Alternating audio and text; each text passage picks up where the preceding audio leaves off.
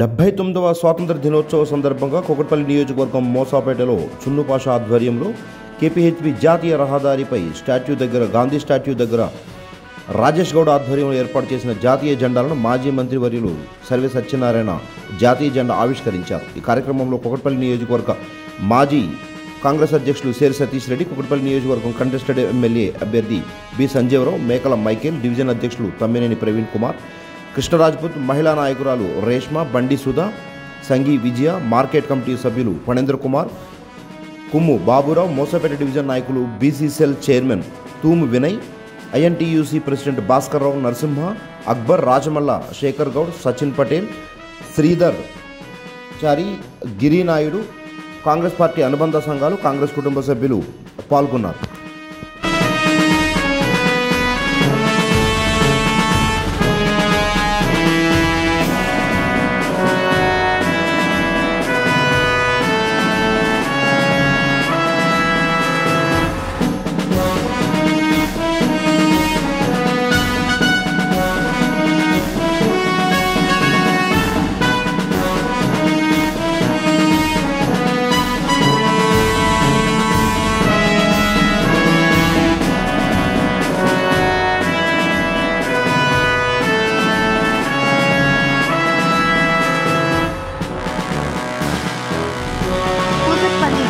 మనమిక్కడ మన వార్తలు ప్రపంచమంతా అనే నినాదంతో జర్నలిస్ట్ కళ్యాణ్ సారథ్యంలో చేస్తున్నాం.